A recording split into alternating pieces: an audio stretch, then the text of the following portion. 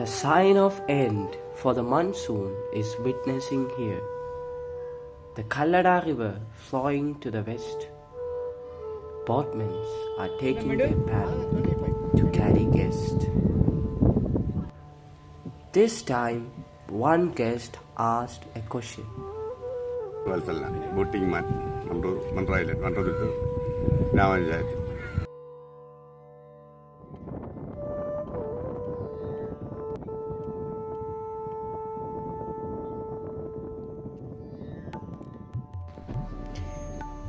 I am Rizwan. My birthplace lies in Alappuzha, Kerala's smallest district. This was one of my experiments to journey to Monroe Island, a cluster of islets, only a train ride away from home.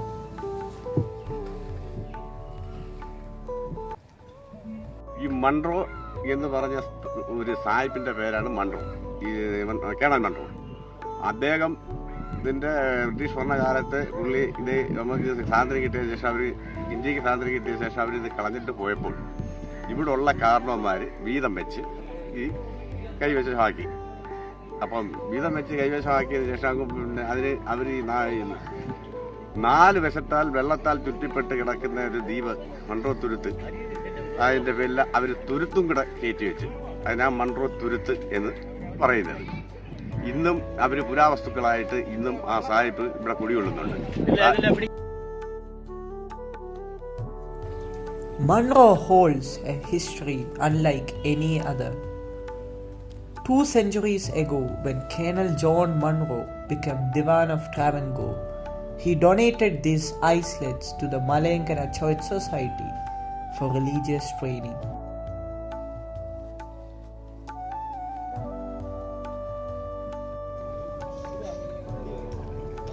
Over time, this land grew into a rare habitat, rich with medicinal herbs, home to countless fish, a harmony of life between water and soil.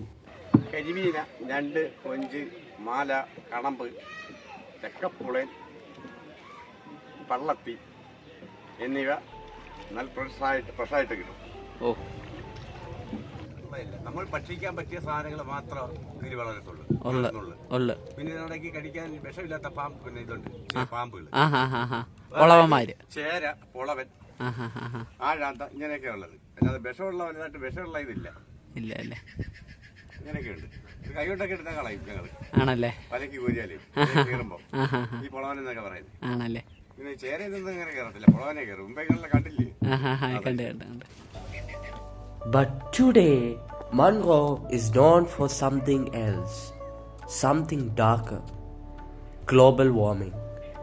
What was once a cluster of thriving islets is now sinking under rising water.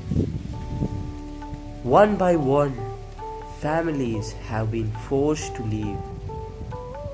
More than 800 have already abandoned their submerged homes, carrying with them a new name: climate refugees.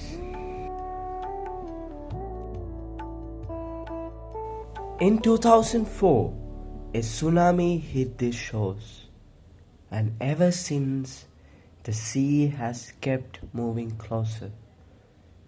Each year, more land is swallowed, more families displaced. ഈ നമ്മുടെ കേരവർഷം തെങ്ങുകൾ ഒന്നാമത്തെ കാര്യം, ഈ tsunami കയറുന്നതിന് മുമ്പ് തന്നെ മണ്ഡലിയായിരുന്നു. ഈ സുനാമി കയറിയതിന് ശേഷം അശേഷം നശിച്ചു പോയിട്ടുണ്ടെന്ന് പറഞ്ഞാൽ ഈ തെങ്ങുകൾ. നമുക്കിപ്പോൾ അത്യാവശ്യം അരയ്ക്കാൻ പോലും ഒരു തേങ്ങ നമ്മുടെ കസ്റ്റഡിയിൽ ഇപ്പം തെങ്ങിൽ നിന്ന് പിച്ചിടാനില്ല. അപ്പോൾ അങ്ങനെയുള്ള കാലഘട്ടം ഇപ്പോൾ 1 കിലോ തേങ്ങയ്ക്ക് 100 രൂപ വരെ നമ്മുടെ മണ്ഡലത്തിൽ പഞ്ചായത്തിലായിട്ടുണ്ട്. പിന്നെ നമ്മുടെ ഇവിടുത്തെ മണൽ മേഖലയില്ല, കശുവണ്ടി മേഖലയില്ല, മറ്റ് തേങ്ങാ കൃഷികളില്ല. അങ്ങനെ ഈശ്വരൻ കൊണ്ടുവന്ന ഒരു പ്രധാനമാണ് ഈ ടൂറിസ്റ്റ് മേഖല.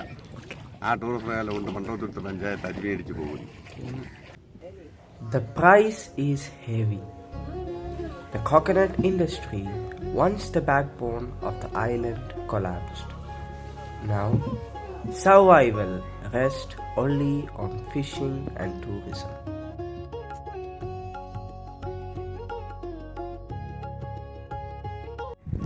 വേലിയേറ്റം ഏത് സമയത്തുകളാണ് ഉണ്ടാവാറുള്ളത്?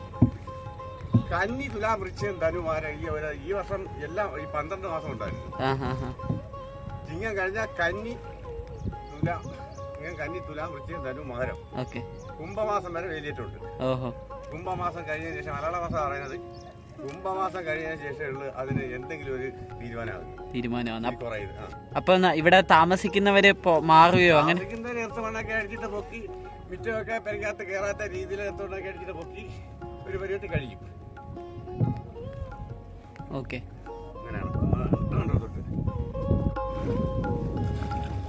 But Monroe faces new enemies every day, from the invisible hand of global warming to the choking grip of plastic waste.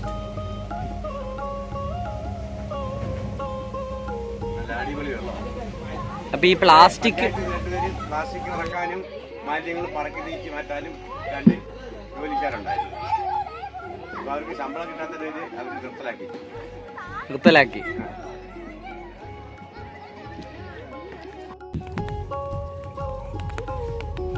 As the guests sat on the boat, their thoughts turned to something deeper. The lives of the people here, so close yet facing daily challenges. Still they live with warmth, carrying smiles and open hearts. There is something unique about this place, a quality that feels almost magical. Locals call it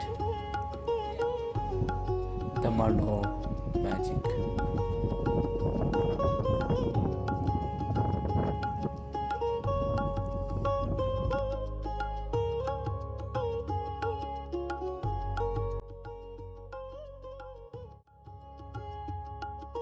ഒരു 10 കൊല്ലമായിട്ട് ഇതേപോലുള്ള മുട്ടുവേദനയും കാര്യങ്ങളൊക്കെ. Okay. ഇപ്പൊ ഈ ഒരു boat ചേട്ടൻ തുടങ്ങിയിട്ട് എത്ര നാളായി? വള്ളം 10 കൊല്ലമായി. 10 കൊല്ലമായിട്ട് ഇങ്ങനെ പോകുന്നുണ്ട് ടൂറിസ്റ്റുകളായിട്ട്. ഇതും ഇതിന്റെ വള്ളത്തിന്റെ മെയിൻ്റനൻസ് പണിയായിട്ട് ഇങ്ങനെ പോയിക്കൊണ്ടിരുന്നതാണ്. ഇപ്പോഴാണ് ഒരുമാതിരി അങ്ങ് താഴെ അസുഖം കൂടിയത്.